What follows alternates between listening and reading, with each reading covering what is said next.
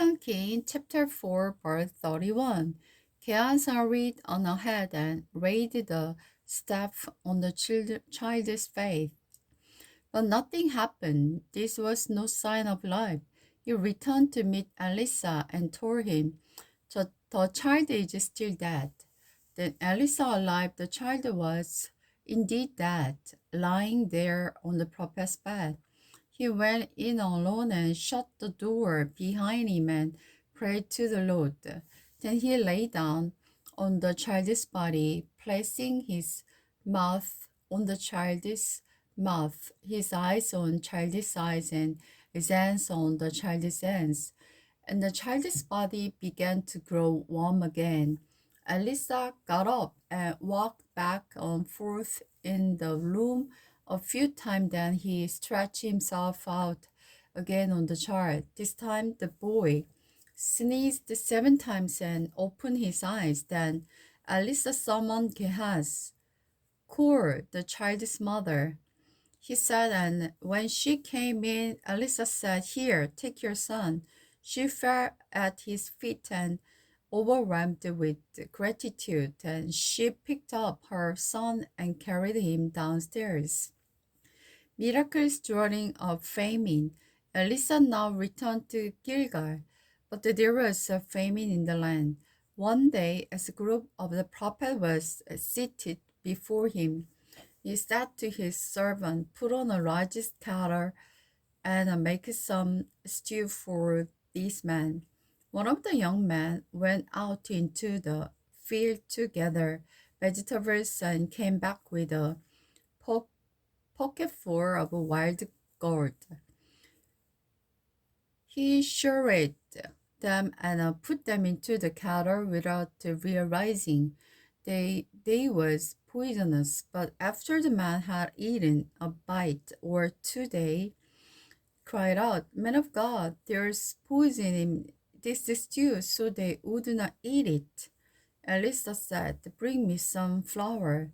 Then he stooped, threw it into the kettle and said, "Now it's all right. Go ahead and eat."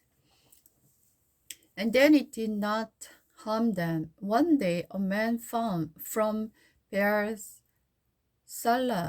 brought a man of God and sack of the fresh grain and 20 loaves of the berry bread made from the first grain of his harvest. Elisha said, "Give it to the group of the prophets so they can eat." "What?" his servant exclaimed. "Feed 100 people with only this?" Elisha repeated, "Give it to the group of the prophets so they can eat. For the Lord said, there will be plentiful oil. There will even be some left over." As sure enough, there was plentiful oil and some left over, just as the Lord has promised. The healing of the Naaman. The king of the Aram had high admirations for the Naaman, the commander of his army, because through him the Lord has given Aram great victories. But through Naaman was a mighty warrior, he suffered from leprosy. Now a group of Arameans raiders had invaded the land of Israel. Among their captives was a young girl who had been given to Naaman's wife as a maid. One day the girl said to her mistress, "I wish my master would go to see the prophet in Samaria. He would heal him of his leprosy." So Naaman told the king what the young girl from Israel had said. "Go and visit the prophet." The king told him, "I will send a letter of the introduction for you to carry to the king of Israel." So Naaman started out, taking as gift 750 pounds of silver, 150 pounds of the gold, and 10 sets of the clothing.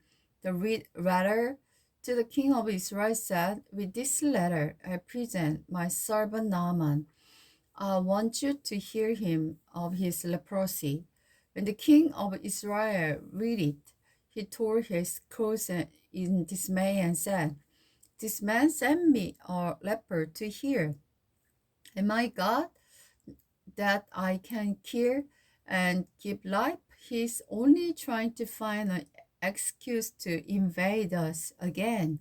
But when Elisha, the man of God, heard about the king's reaction, he sent this message to him: "Why are you so upset? Send Naaman to me, and I will lead that there's a true prophet here in Israel."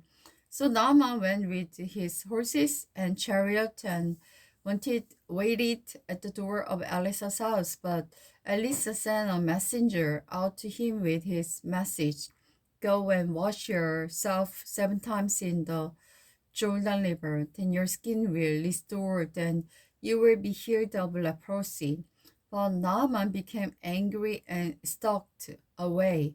"I thought it would surely come out to meet me," he said. "I expected him to wave his hands over the leprosy and call on the name of the Lord."